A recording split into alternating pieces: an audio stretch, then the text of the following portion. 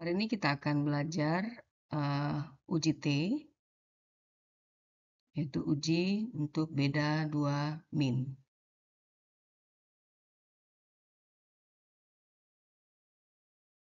Ya, di bidang kesehatan kita seringkali melakukan penelitian pada dua populasi yang berbeda, sehingga kita harus membuat kesimpulan apakah parameter pada dua populasi tersebut berbeda atau sama.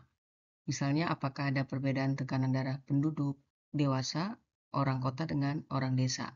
Atau apakah ada perbedaan berat badan antara sebelum mengikuti program gym atau sesudah mengikuti program gym.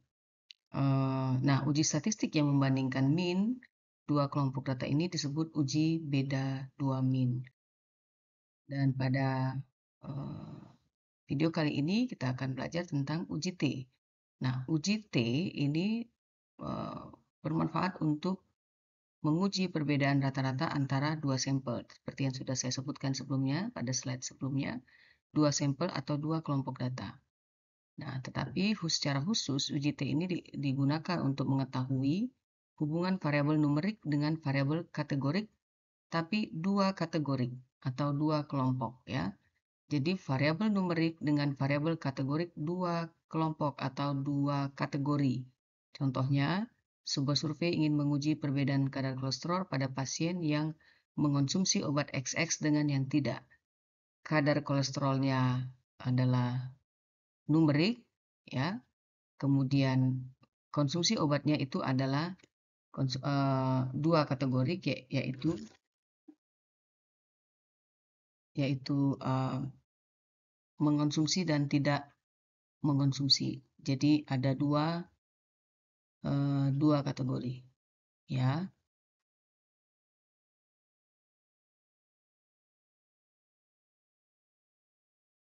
Nah, uji T sendiri ada dua sebenarnya ya. Ada independent t-test, ya. Independent dan dependent. Apa yang dimaksud dengan independent? Pada uji T independen, itu data kelompok yang satu tidak bergantung dari kelompok yang kedua, atau data kelompok satu dan kelompok dua tidak saling berkaitan.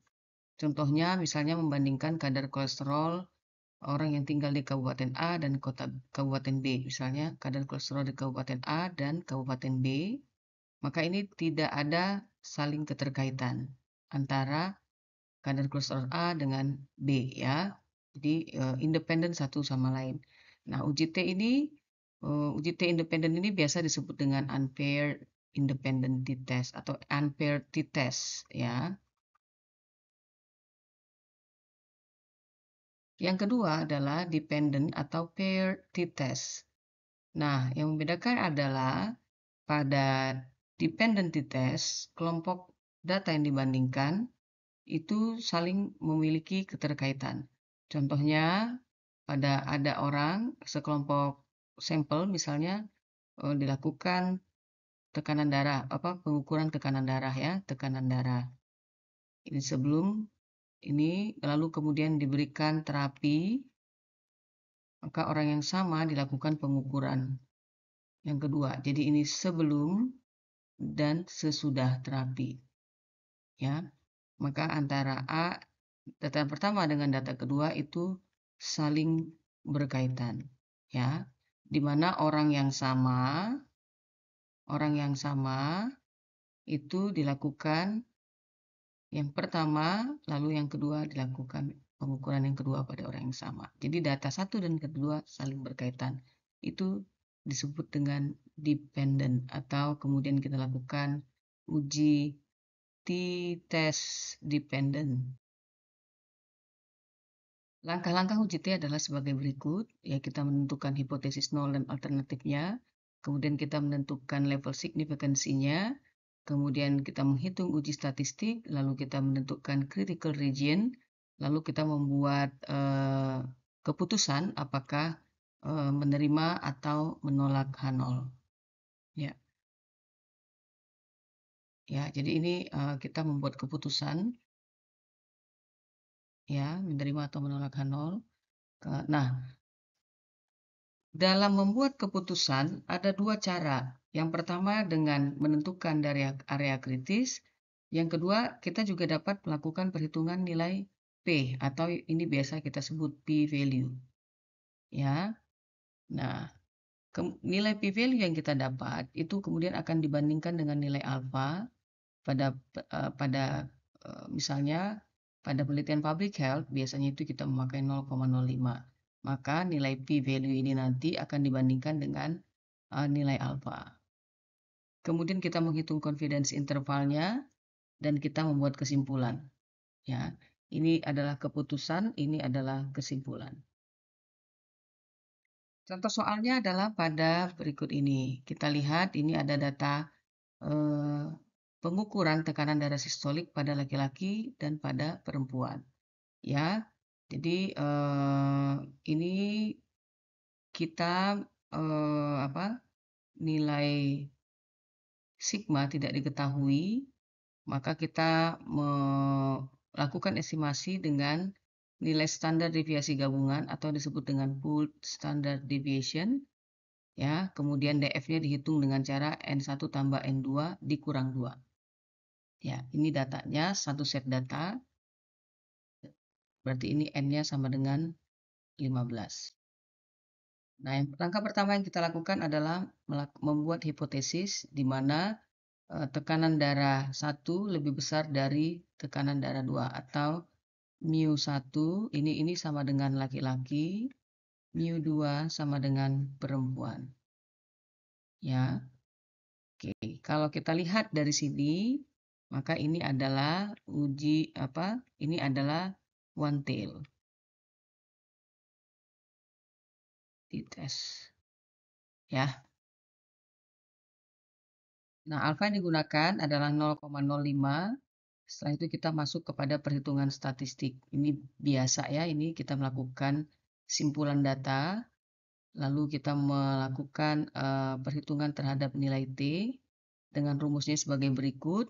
Dan pada kasus ini tidak diketahui mu1 dan mu2, maka ini kita definisikan sebagai 0.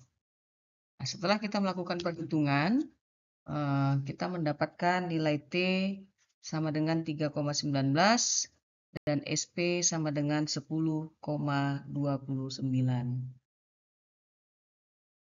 Lalu kita menentukan nilai kritisnya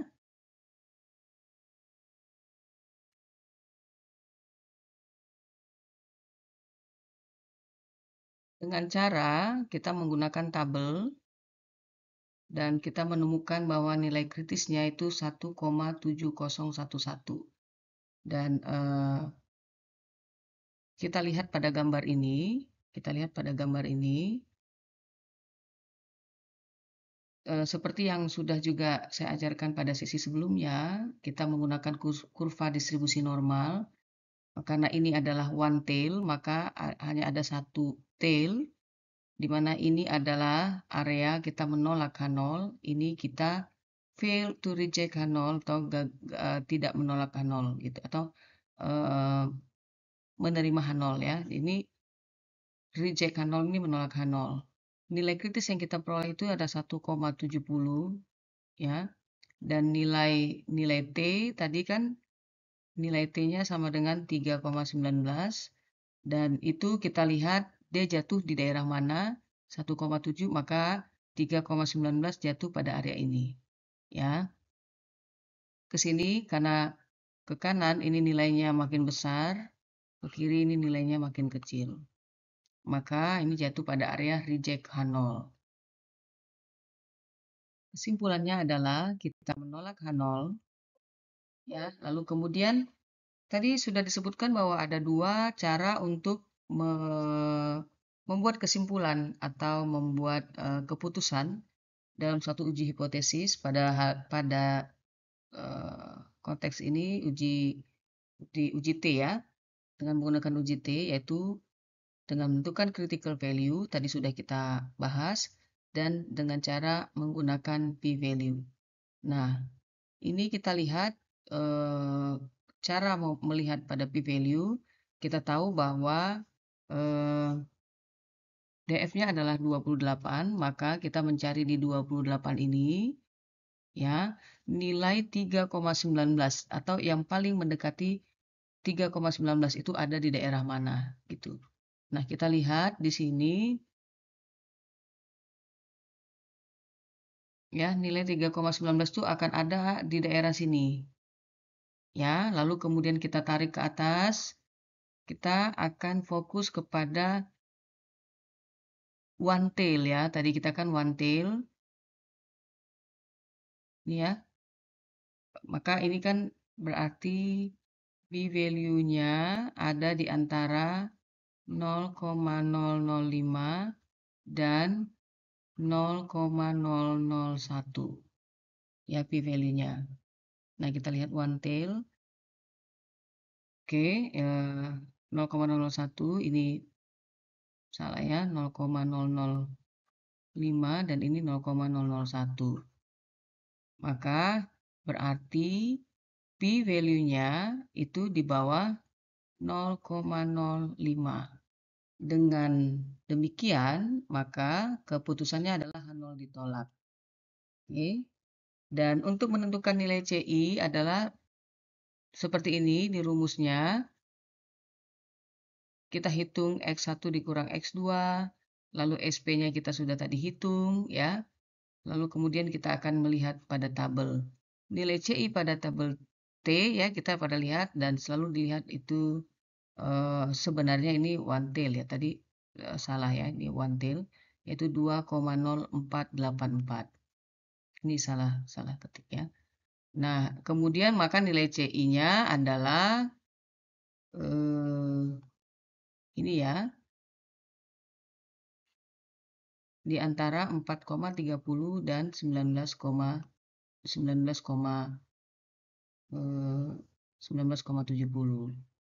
Maka interpretasinya adalah kita 95% yakin bahwa tekanan darah laki-laki pada populasi berada di atas ya, di atas 4,30 dan di bawah 19,70.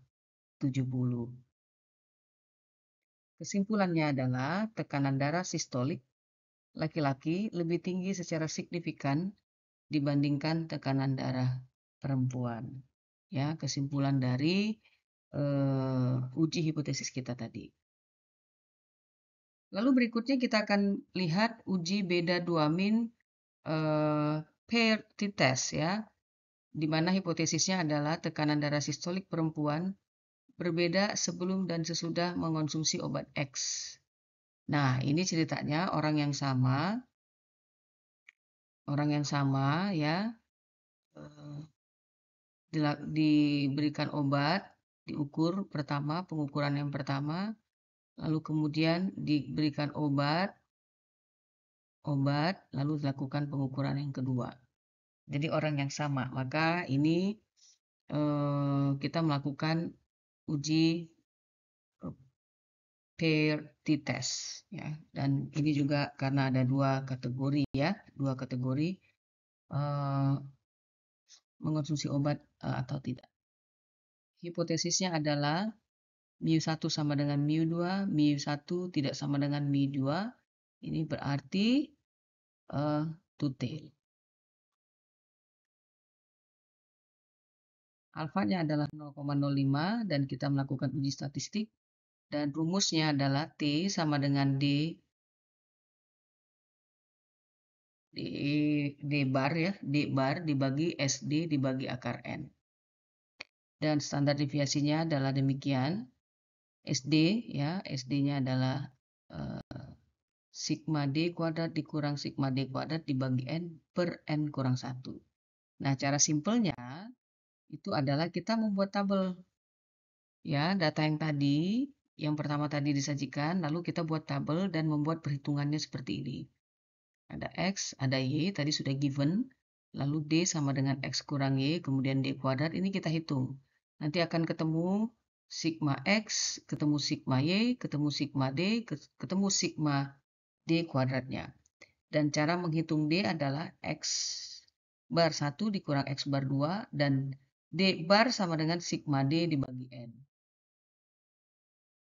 Ya, dari itu semua akhirnya kita ketahui sigma X-nya sama dengan 100.803, kemudian sigma Y sama dengan 1815, sigma D sama dengan minus 12, sigma D kuadrat sama dengan 174, dan X bar 1 sama dengan 120, ya, X bar 2 sama dengan 121, 121 ya. Kemudian D sama dengan minus 0,80, dan ini koma ya, 0,80. Sigma dari D kuadrat sama dengan 174, dan kemudian D bar ini sama dengan 0,80 ya, jadi sama ya. Dan lalu kemudian kita lakukan perhitungan SD, ya, SD kan sama dengan 174 ya, akar ya, tadi akar 174 dikurang 12 kuadrat dibagi 15 dibagi 14. Ini hasilnya 3,42678, sedangkan T dengan perhitungan tadi diperoleh hasil minus 0,90. Ya. Lalu kita kemudian menentukan nilai kritis. Jadi tadi ini T sama dengan minus 0,90, lalu DF sama dengan 15 dikurang 1 sama dengan 14. 14 ya. Kita lihat pada tabel. Nah, dari hasil perhitungan yang kita dapatkan tadi, di mana nilai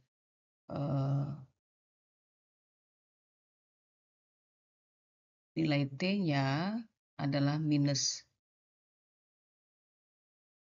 T sama dengan minus 0,90, dan nilai kritis kita dapatkan dari tabel T tadi adalah 2,14, ya. Maka kita gambarkan dengan distribusi normal karena dia two-tail, maka ini ada 2 ekor, ya, ini alfa per 2, ini alfa per 2, dan kita lihat minus 0,90 itu jatuh di sini, di mana ini semua adalah area fail to reject H0. Maka dengan demikian, keputusannya adalah kita gagal menolak H0, dengan kesimpulannya adalah tekanan darah sistolik perempuan tidak berbeda atau sama sebelum dan sesudah mengonsumsi obat X. Lalu kita lihat bagaimana membuat keputusan dengan melihat tabel T. Kita lihat di sini caranya sama seperti yang sudah saya paparkan sebelumnya. Kita lihat DF-nya 14, lalu kita mencari nilai T atau yang mendekati nilai T. Kita lihat bahwa dia ada di antara 0,8 sekian dengan 1,076. Ya. Lalu kita tarik ke atas dan kita berhenti pada two tail. Sini ya, two tail. Nah, itu artinya p value itu di atas 0,30 dan di bawah, jadi begini ya, p value di atas 0,30 tapi di bawah 0,40. Dengan demikian, maka p value ini berarti lebih besar dari 0,05. Apabila lebih besar dari 0,05, apabila p value lebih besar dari 0,05, maka keputusannya adalah H0 gagal ditolak. Ya. Dan ini sama ya, jadi hasil dengan critical value dengan tabel T itu sama, di mana kesimpulannya adalah tekanan darah sistolik perempuan tidak berbeda atau sama sebelum dan sesudah mengkonsumsi obat X. Lalu kita akan menghitung CI sama persis seperti yang sudah kita lakukan. Teman-teman bisa melakukan perhitungan ini sendiri, lalu akan menemukan range tekanan darah pada perempuan, pada populasi. Demikian sesi kita untuk uji T Terima kasih.